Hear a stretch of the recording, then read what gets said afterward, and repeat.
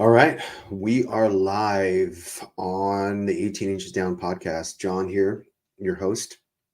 Today, I wanted to talk about something that's really fundamental and foundational, and that is how do we see ourselves, or what do you think about yourself?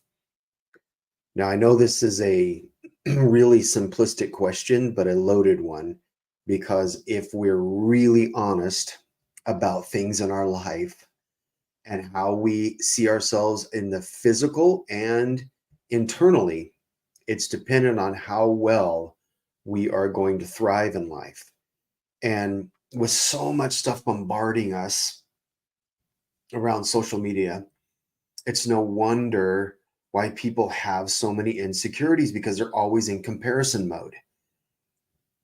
Until we really genuinely discover who we are in our own authentic nature, just being you, me being me, in a way that contributes to the well-being of society, then we are going to suffer. I heard it once said in a documentary. It's like one of the questions was, are you done suffering? In the interview process of somebody being interviewed, and the other person just started breaking down and crying and said, yeah, I'm ready to stop suffering. And what he was meaning was an internal suffering. And that is really what this podcast is about, is dropping the 18 inches down from the egoic head down to the heart, and living from this heart-centered, real, genuine space of you. That is the real you, is your spirit, or your heart, and your spirit combined. They see, the Egyptians used to call it the heart, the thinking brain, because they knew that it stored memory, but they also knew how powerful it was to move from this place instead of just a thinking mind all the time, because the thinking mind wants its own little box of safety and security, and when it can't have it, it throws a fit, or it has a meltdown, or becomes depressed. And you and I both know that our analytical side is a gift, and it's for a reason. It's to solve some problems at a certain level, but some things just can't be solved unless we go, or until we go, to the deeper heart level. How many of you know we need heart solutions today, not head solutions? Heart solutions, because heart, when we move and we drop down into the well-being of our heart, which is always in well-being, by the way, your spirit is never not in well-being. It's made of love. And so if we're seeing through the lens, in the mirror, in the natural and internally, we see the lens of our conditioning, then it's going to say one story. But if we look through the lens of who we genuinely are, and that takes some time for the layers to come off, in case you didn't realize that, the layers of this superficial, illusionary world that we've built through programming and conditioning. Others have put it on us, and we've allowed it to happen, and then we believe the story. So the BS, the belief system that we hold, determines how we are going to think about ourselves, or how we're going to feel about ourselves, think and feel, combined, because we see one image in the mirror of life. And then if we go deeper into that heart space, we'll see another. Other people in social media, other people around us, our friends, family, relatives. It's, at the time of this recording, it's around the holidays. You know what it's like to go over to the relative's house, the family's house for holidays. Somebody is just going to pick you apart because they see you one way, but they don't know the real genuine you on the core. They may a little bit. Your mama may know that a little bit, but do they really know the real you? It doesn't matter what other people really ultimately think about you. It's what you think about and believe about yourself. That's what's important, because that, again, it's dependent on where we will go in life, and the favor we'll have, the opportunities that we'll face and have, the synchronicities and the easiness, the effortlessness of life depends on how we view ourselves through the lens of our ego, or the lens of our spirit. And these are two different worlds. One's an illusionary world, and one is the real, genuine substance of who you're made of and who you are. It's the God in you. It's God and you intertwined in one. There is no separation here. You're made of the God substance. But everything else that's been piled on top of you and I, throughout our lives is what we're becoming self-aware of, and then it's beginning to dissipate or dissolve or integrate. So, and I explain that on other podcasts, but I'll explain that in depth as we grow and go along together. But in essence, what it is that when we become self-aware that, hey, there is an issue in my life, whether good or bad, there's an issue, there's a program, there's a looping going on, and I want to understand it. Why does the same thing keep happening? Why do I keep attracting the same things in my life? Why do I keep attracting the same people in my life? Why do I keep doing the same things that I don't really want to do? What is that? Have you ever stopped to just think about that for a moment? What programs are running your life? See, most people are just not aware enough because they haven't slowed down enough to see that, wait a minute, some people are pointing some things out in my life that they don't like. I'm looking in the mirror and seeing things I don't like, but yet I don't want to face them. I can't be alone long enough to see what they are so that I can genuinely love myself and like myself. See, it's one thing to like who you are, but then it's another to really love the real you. And when you love the real you, then you cast forth an energy, you cast forth a presence or a frequency that elevates itself so that it becomes a magnet for the things that you want, and then repels the things that you don't want, because you're no longer a vibrational match. You're no longer a match to that thing anymore. The addiction, the person, the place. Some people are looping around in the same geographical place because this is all they've known. This is what they're conditioned to believe is home. This is what they're programmed to just stay in, because this is what mom and dad did, this is what granddad did, and everybody wants you to stay in that little town. Well, if that's not what your soul desires, then you have a decision to make. Nobody can make that decision for you. But again, it's dependent on how you think about yourself and what you feel you are able and capable of doing. See, nothing is impossible to him who believes it or her who believes it. That is a truth in the earth, a truth in every realm. Nothing is impossible to he or she who believes it. And you can say, oh yeah, right, John, nothing. Okay. I can't be I can't sing. Well, who says? Have you taken voice lessons? Have you attempted? Have you tried? Or you just say, well, I can't, everybody tells me I can't carry a tune. I can't stay in tune. I'm off key. And my pitch is way off, and it's just all over the place. Well, okay, but does your soul want to sing? Do you really feel like you're wired to be a singer? Do you feel like you're wired for singer? Or you just want to, there's always ways to improve your voice. Okay. Now the difference there is there's ways to improve anything, but does your soul call to it? Does it reach out for it? Do you feel like you're hardwired and you were sent here in planet Earth, the Earth School, to literally sing? Sometimes people just want to sing in the shower, or they just enjoy singing because they're in a joyful mood. That's different than making it a vocation or a calling. Now, to the degree you see yourself, to the degree you like yourself and love yourself, will in fact illuminate whether that is a call or if it's just something you enjoy doing because you're joyful. Everybody loves to sing at some point in their life, throughout their day or their week or their month or the year. They'll sing something in the shower behind the closed doors. They'll sing something in their car, whether it's off tune or on tune, doesn't matter. We have this ability in us. And see, as a side note, we sing because we're happy. We sing because we're in a good mood. This is a clue that we were wired to stay in a good mood, to stay in that high vibration of happiness, because we've been given the gift of music. We've been given the gift of song. Look at the birds. They're even a clue in the morning. They sing to open up the flowers. This is legit science stuff here, that they sing so that the flowers can actually receive their nutrients for the day. I forget the name of it, but it's true. They sing, they wake up the flowers, they wake up the plants, they wake up the leaves.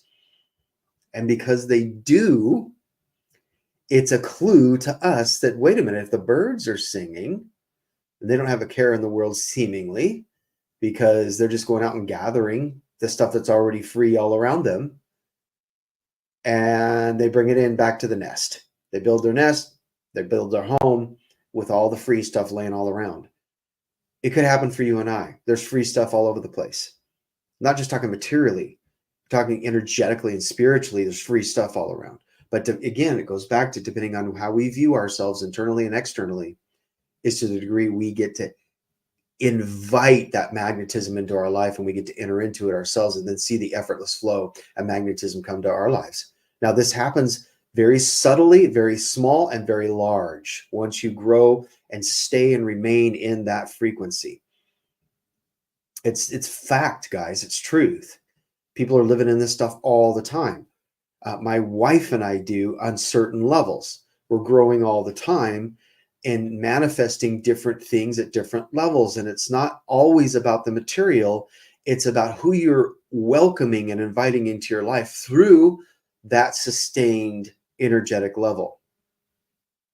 It's about relationships. It's about people that you're meeting, opportunities, doors opening, doors closing when they need to be closed. In other words, there is a way to live effortlessly. It's called a flow state. It's called a being in the jet stream, where you're cruising at an altitude where the engines around you, the spirit around you, God and spirit around you, and the angels are all working for you, not against you. It's letting go and resting. It's advancing from a state of rest, advancing from a state of play, flying through the air 600 miles an hour, get to this state, flying through the air 600 miles an hour, and every other engine, if you will, is working for you. You're in the jet stream, you're in the flow, and you begin to rocket places and meet people and have synchronicities happen at jet speed. And that is true. It's a reality, but it requires a settling into it and a resting and not fighting against it. Non-resistance in the metal tube called an airplane, metaphorically here, cruising at an altitude that matches creativity, love, joy, and peace. All those things at the top of the frequency scale, all those things that are at top of the energy scale.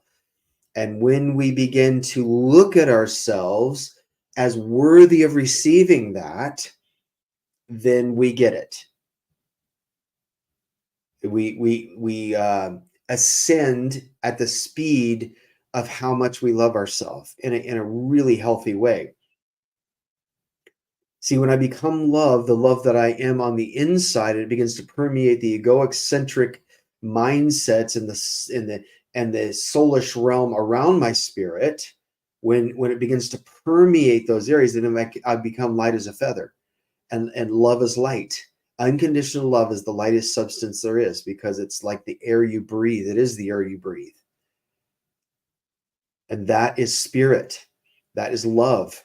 And when we become that, begin to become that by the layers coming off through surrender, then we begin to see ourselves and think differently about ourselves than we did before. We begin to see that we are love, and that when we enter into love, then we don't have shame surrounding our lives, because now we're receiving the love that we are, we're giving the love that we are, and we're settling into the love that we are. All three of those going on simultaneously. It's the state of who you are. It's not a doing more than it is a being. It's who you are. And when it's who I am, then I just live it.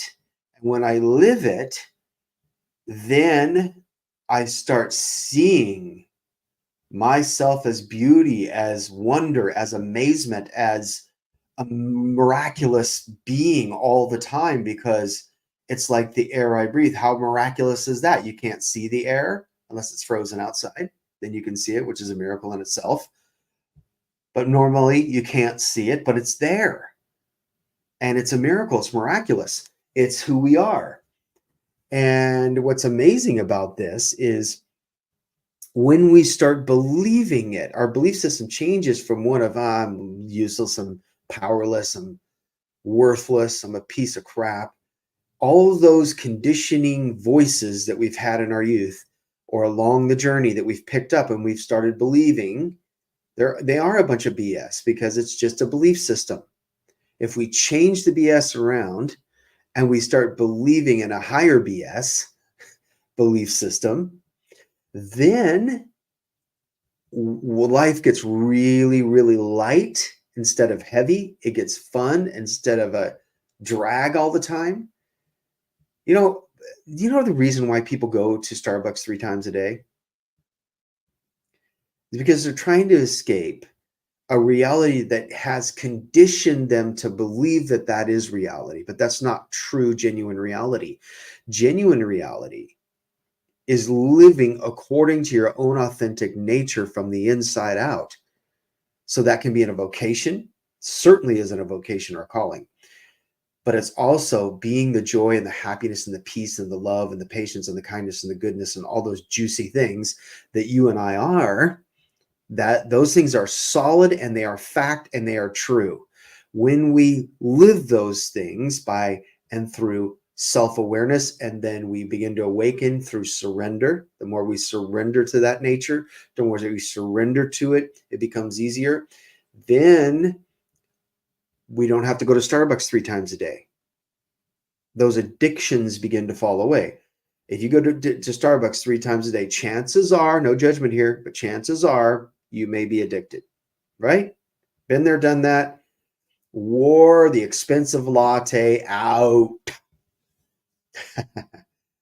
Do I go to Starbucks once in a while? Of course. However, I go less and less because I found, first of all, better coffee shops, higher grade, and I mainly drink like matcha lattes. I drink something healthier because I had to switch from the jitters of the caffeine that were descending me and plummeting me back into the old paradigms because it was such a familiarity, became a familiar spirit. And I was like, wait a minute, everybody else is doing this. Am I entering into this cookie cutter game here? The copycat reality of descending into ego because I'm in survival mode and I don't like what's happening around me right now. So I'm entering into that vibe and that energy of everybody else going to Starbucks. Or do I just want to go here because, hey, once in a while I feel like it? Big difference there. And it depends on how we see ourselves. If I see myself as wanting and needy, I'm going to wind up at Starbucks probably more than 3 times a day because I need a shot. I need a hit. I need to enter into my addictive thing because it makes me feel good for 5 minutes so that I can make it through the day, through the job I can't stand, through the life I can't stand, and through the wife I can't stand. For you men listening to this, you know what I'm talking about. I thoroughly enjoy hanging around my wife, and she's not a drag to hang around, and she doesn't nag me. She doesn't have to nag me because I've become self-aware. She used to because there was a red light going off on the dash. She didn't feel safe. I don't blame her one bit. But then when I started waking up, seeing myself as this amazing person, that look, all that other stuff is just a cloak of an illusionary condition that says that I have to buy into it and believe it. I mean, guys, we see this all the time on TikTok and Instagram and social media everywhere. We see this fakery happening, people trying to be something they're really not because of comparing and competition. I tell you what, when you start really realizing who you are and you start loving and liking yourself, competition goes out the window. You don't care what anybody else is doing.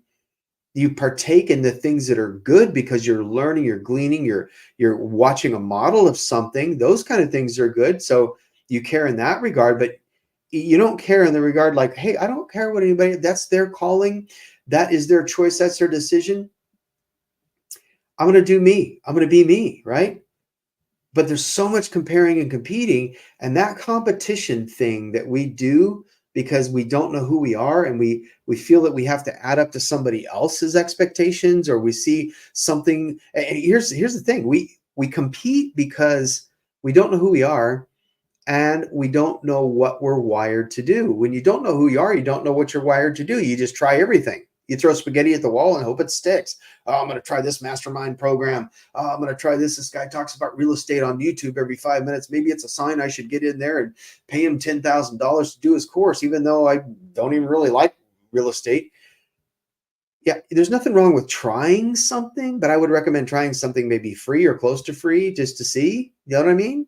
This is why a lot of people should, I think they should change the whole work environment, the whole workplace to, hey, we're gonna recruit you for this, but we want you to volunteer for a couple of weeks just to see if you like it. Is this something new? Is it a new industry to you? Have you ever done this before? No, but I think I'd really be good at it. Or I think I really want to do this. Okay, we'll try it out for a week. But see, we have such laws, HR laws around in America and Western worlds, it doesn't allow for that. But I would say if you're a business owner and you have good insurance, I would say consider that. If somebody comes to you and you own, let's say you own a car dealership, non-cheesy car dealership, non-egocentric car dealership, a heart-centered dealership, right? There's plenty of those out there. We need to have more, but there's plenty. And you feel like you'd be really good at selling cars, and you're the car dealership owner. Well, if somebody comes bouncing up and they know who they are, and I can tell that they like their self, and I can tell that they're not a Debbie Downer or a Donnie Doolittle, I would look at them and listen for a little bit. Like, oh, you want a job? We are hiring. Do you have any experience? No, I don't have any experience. See, a lot of people just turn them away right there. Why? Why? What if that's your star person right there because they're wanting to try it. They don't know exactly who they are quite yet. They don't know where their hard wiring is, but they're starting to really like themselves and love themselves. You never know. You just never know. I would give them a shot because they have a want to and they feel that they would really like it and they are upbeat. You can tell that they like themselves and they're on their way. You never know. That might just be a rock star right there in a very good sense. I don't like using that language in sales because it's so, but you know what I mean. They could be your person. And that goes with any genre. That goes with any industry. But it begins with how we see ourselves. What do we think about ourselves? What do we genuinely think about ourselves? That is a massive question, and it's one that will begin the ball rolling in such an effortless way once we really ascend into, okay, this is who I am.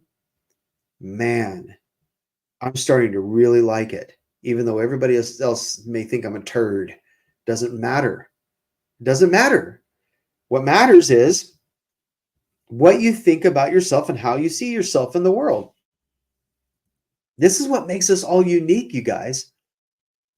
This is what makes us special and unique and causes us to stand out in a crowd of copycats. I mean, listen, I have some religious background, involved in some religion, and I survived it through that and come to realize that, look, it's all about the God of love. But when I was entrenched in it, there was copycats everywhere. They'd say the same religious cliche words, same inflections, voice inflections. They'd say the same kind of frequencies. They'd act the same way, do the same thing, because many of them just didn't know who they were. And you'd think in that spiritual world or environment, they would begin to know who they really are.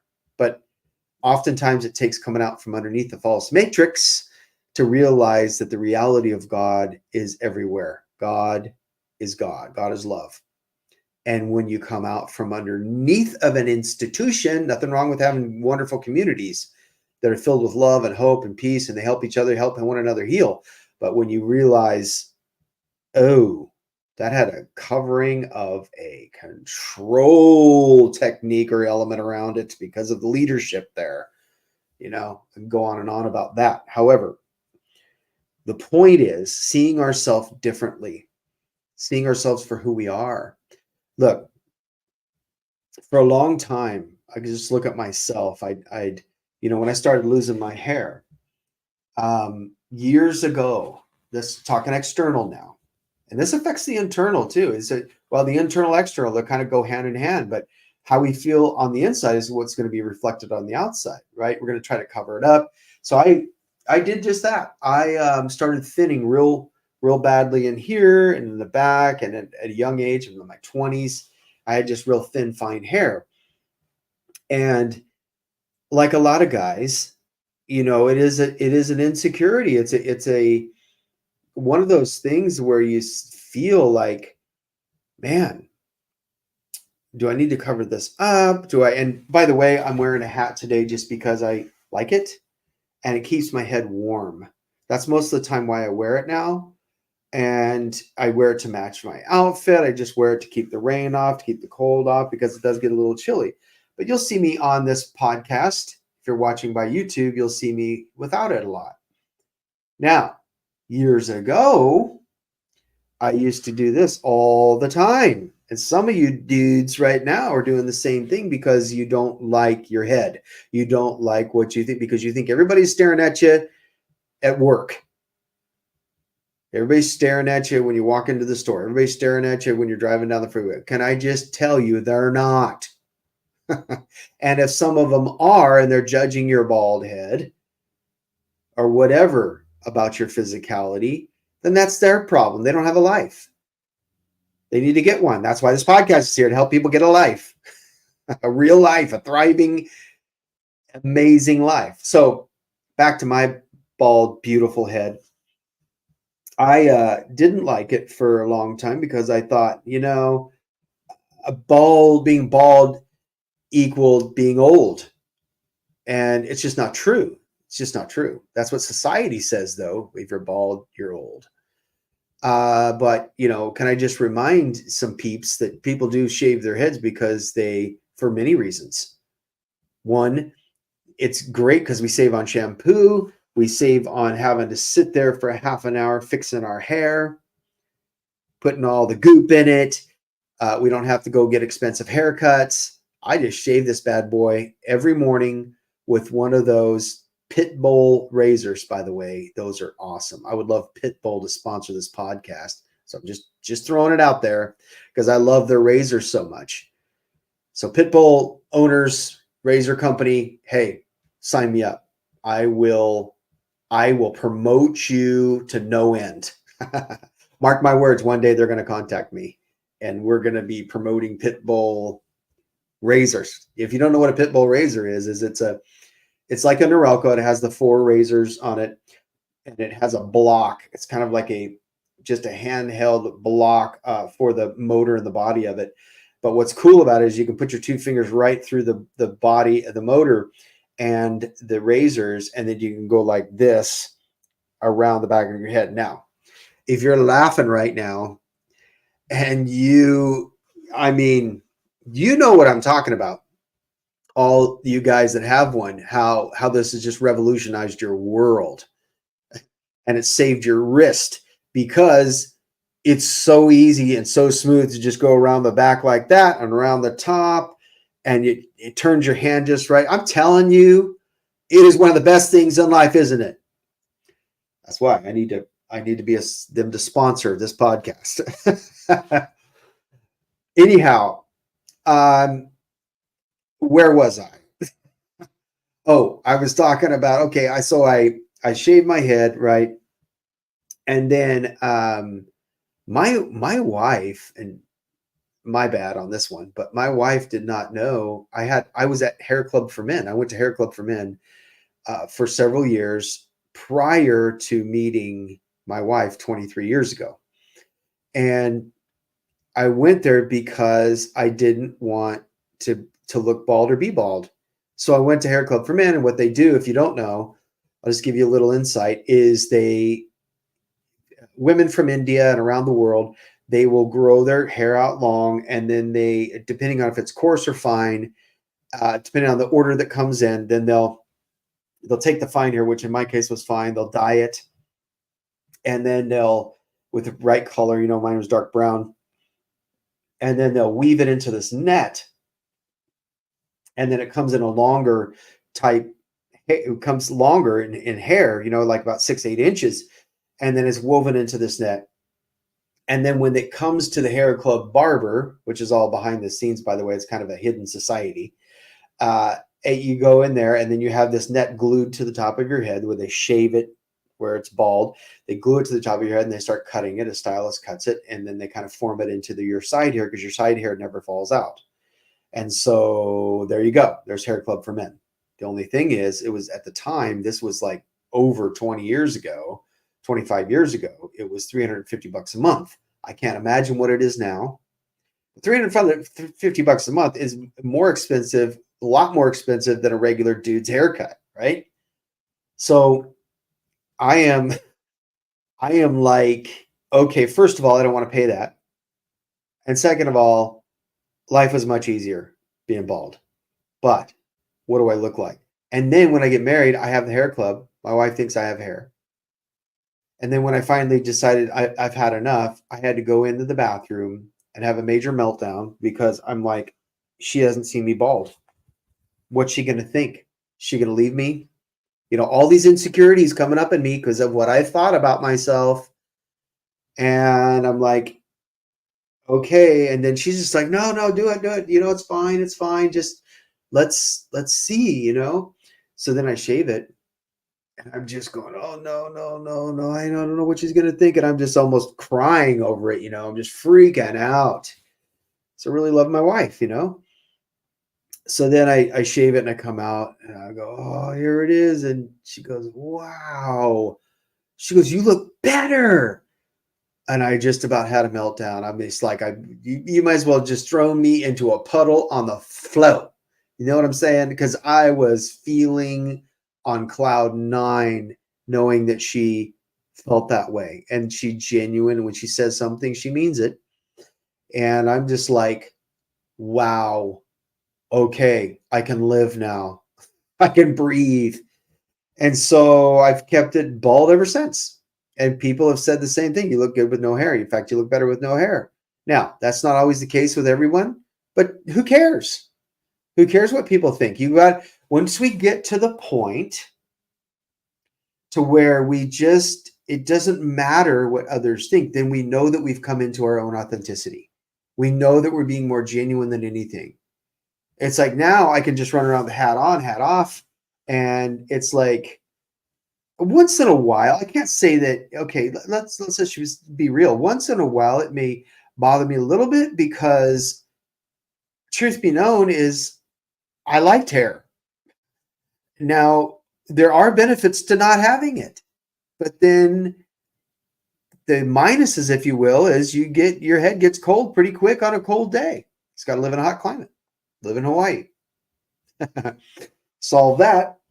But you get what I'm saying. That's the outward, but it was also what I was thinking about myself. I was like, is she going to leave me just because of hair? Well, some people are that superficial. They're living in their conditioning and their ego so much so that if somebody cut their hair too short, a wife or a husband, or if they just put on a different pair of shorts, it's like, I'm out of here. Well, that's a real indication of how much you love yourself. For sure, that's an indication. Because if you love yourself, you're acting genuine, being genuine, knowing your own authenticity, then you're going to be so secure with who you are that it doesn't matter how short or how long your wife's hair is, or your girlfriend or your friend's hair, or anything else for that matter. Like, for example, my wife has cut her hair short. She's a creator. She's an artist. She loves to just experiment. And so she's had it short. She's had it mid-length. She's had it long. She's had it dyed. I don't know how many different colors. And I like it all. I really do. Now, do I prefer certain hairstyles over the others? Well, yeah, but who cares at the end of the day if she likes it? This is the whole point, guys. When you like it, who cares who doesn't? Like, I'm loving this right now. I'm loving doing 18 inches down. I'm loving this podcast. I am thoroughly enjoying myself. And it doesn't matter at the end of the day if people like it, don't like it, how many followers I get, how many followers I don't have. At the end of the day is, do I enjoy it and do I like myself enough to be myself, to let it rip, let it go, let it flow? Yes.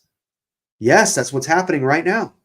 And it's only going to get better and better and better. The more episodes we do, the more I grow, the more I awaken, the more I unfold, the more the layers come off my life, and the more of the real John comes forth.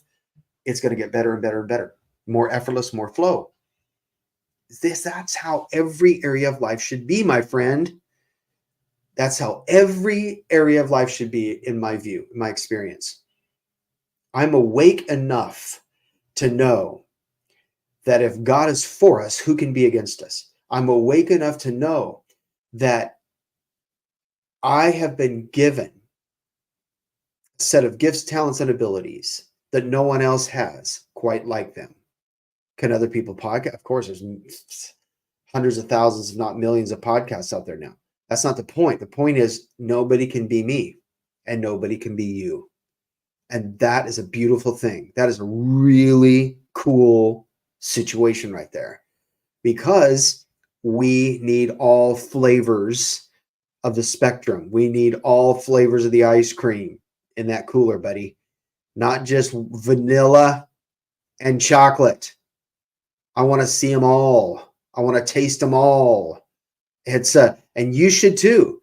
It's like it reminds me of the dude that doesn't want to go anywhere else but one restaurant because of how he sees himself. Well, grandpapa did, granddaddy did, went to this cafe. My daddy took me to this cafe. Now I'm sitting at this trucker's cafe. Okay. And I'm just eating the same food.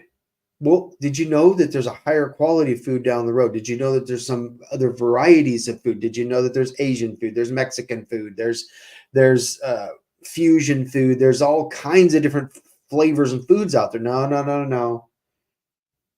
This is where my daddy used to sit. See the rips in the vinyl? See, my dad ripped the vinyl apart here. He sat here so long, in more ways than one. And so that's my daddy's rips right there. He was ripping them off right here. So I'm sitting here and I'm going to do the same. And guess what? I'm conditioning my boy to do the same right here. Okay, listen. If you want to go to that diner, that you are powerful in your free will to choose. You can manage your freedom any way you want. You can go sit right in that ripped up final chair all you want. But I'm here to say that there is more to life than just looking at yourself one way through one vinyl lens. You know what I'm saying? You're more than that. You're bigger than that. Why don't you own the diner and fix the flipping vinyl seat? Okay? I'm just saying. And then start a bunch of them if you like it so much. But it's how you see yourself is to the degree you are going to expand yourself. Now, somebody may be saying, what's wrong with that, John? Don't pick on that guy. Don't pick on that guy. He wants to go to that diner. Fine. That's what I said. That's fine. You're powerful to choose. I'm just saying that if you're seeing, and that's physical, guys. What I'm saying is if you're seeing yourself through a conditioned lens, even if it's good, and it keeps you in one spot, spiritually speaking, soulishly speaking, and naturally speaking. If it keeps you in one spot, there's more growth to do, is what I'm saying. There's more growing to do. There's more expanding to do. There's more health to do. Because if anyone sits in a diner day after day for 20, 30 years, chances are, a good chance, eating that greasy food, if it is greasy, is going to affect your health. It just is. That is a fact. It's not judging. That's fact. That's true. Guys, you know it. Come on. Seriously, if you eat chicken fried steak every day with a bunch of gravy on it, at one point, they're going to be pulling chicken fried steak out of your arteries. Just saying. So the point is I'm saying it internally. Look at this as an internal job here. It's an inside job of how we see ourselves. Do we like ourselves? Do we love ourselves? Do we enjoy hanging around ourselves? There's a lot of people that are driving down the road of life in the car, naturally or not. They're driving down the road and they are talking on the phone because they can't be alone with themselves. They cannot. They can't stand it. They can't stand sitting alone. They can't be alone. They can't drive alone. They can't sit home alone. I mean, do you know how many people this was driving nuts during COVID when they couldn't go anywhere? They were literally ready to snap. Well, that wasn't the real them ready to snap. That was their egoic self ready to snap, because they've been conditioned to believe that, hey, I've got to keep moving here. I can't be alone with myself. What they're saying is, I can't be alone with all the thoughts associated with ego. I can't be alone with all of those that shame. I can't be alone with that shame. And where does shame come from? It comes from programming and conditioning. And then we believe the lies about ourselves and others. Situations, circumstances, where we start believing those lies that have been thrown on us, cast on us. We were told we were stupid when we were little kids. We said we wouldn't be amount to much. We're going to be a garbage man. We're going to be whatever. And by the way, not to knock garbage men. If that's your calling, wonderful. We need garbage men. But I'm just making a point. Is we're made to be something we're really not. We were conditioned. And oftentimes, people are driving down the road. I know of a few people in our own family that just cannot stand to be alone. They have to be around somebody all the time. They have to be in conversation all the time. They have to have somebody there because it makes them feel safe away from themselves, because they can't face themselves. They just can't go there because it's too painful. There's too much suffering going on. But guys, if we would just know that it's an illusion barking at us, telling us this is the real us, telling us that it's a big bad Bigfoot hairy wolf out there inside of us trying to get us, or that God's mad at us, or that we're going to be so shamed from our mom's voice or a dad's voice that we can't stand it, so I just can't be alone. I need somebody in my safe space. But did you know that other safe space is an energetic match most of the time, because you're calling up somebody that's going to go into the trenches with you and enter in and engage into that trauma. And then you're going to stay at the same frequency level. You're going to stay at the same low vibe. And then you're going to keep looping. You're going to keep the conditioning going. You're going to keep it alive and well. And that's not where we want to be. It's hell. And then we wonder why we have these habits and addictions.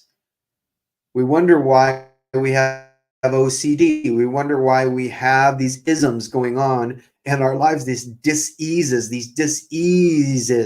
because we're diseased. We don't realize what it's doing to our lives. Going to Starbucks 3-4 times a day, going to our addictive places in the dark, dank taverns on the weekends. We go to, our favorite pizza place and we gorge ourselves. The list goes on and on and on. Whatever your vice is, whatever your default is, to go back to that place that makes you feel good for 5 minutes. And it's just not worth it anymore, because we will eventually pay a price. Listen, I've worked in senior living for years as a contractor, as an executive director, as a regional ops person. And I've been to a lot of senior living communities, the retirement communities that you see out there. I've been in assisted living, memory care, independent living. And I can tell you that a lot of people live in regret. A lot of older people live in this, I don't like myself. So then they sit there in depression. Nobody's visiting them. And then they're eating themselves to death, or they're drinking themselves to death behind those walls, that little apartment.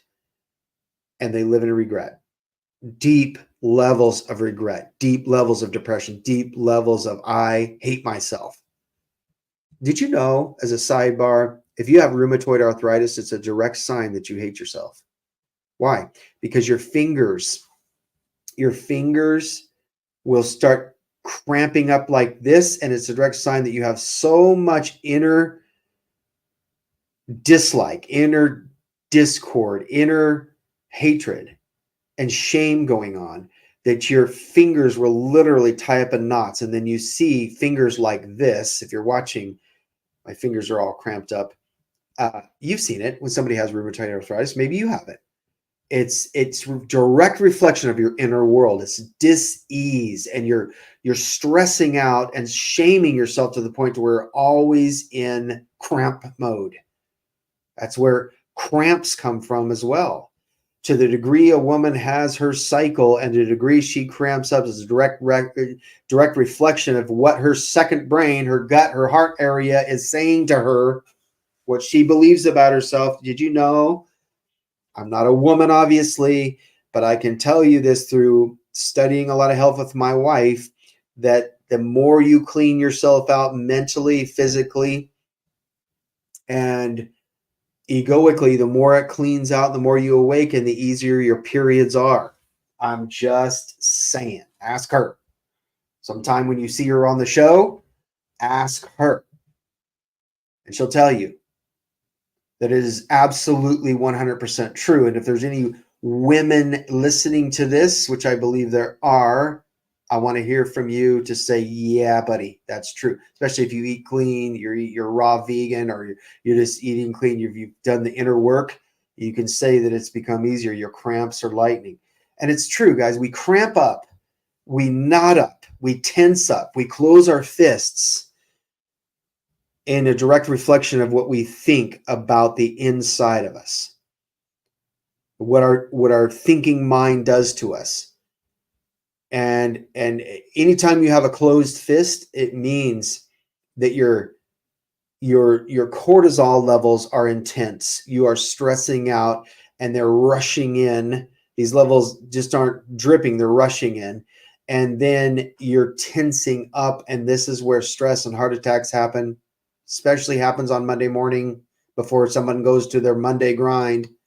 A lot of them happen then because they're tensed up and they have closed fists. When we open our hands, we're open to receive. We become receivers, and every dude that loves sports understands this. In football, basketball, all eyes are on the receiver of the ball. That's where the juice is. That's where the fun is. That's where the adventure is.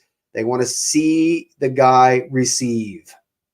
We all champion people that receive, don't we? If in fact we're not living in competitive land in our ego saying, that person, I do not want to be successful because of how we see ourselves. Anyway, I'm going to do a whole message on receiving. I got some great analogies. I think you're going to love it. So stick around, watch the podcast to chime in on that one. So I think you get the point on this. Hopefully you do. Just catch it, receive it, and let it integrate into your life. Because when you do, life becomes easier, it becomes better. You become more comfortable in your own skin. And then you realize, hey, me being my own authenticity contributes to the whole. It contributes to everyone else around me. And if they don't like it, it just simply means they're embedded in their own conditioning. But the more I be me, it's going to cast forth the light on somebody else as a model so that they can look and say, wow, I am loving their authenticity. Maybe I can be authentic too. All right.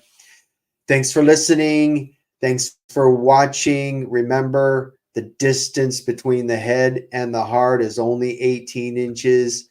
Let yourself go so that you can drop in to the effortless flow of heart-centered living. We'll see you on the next one.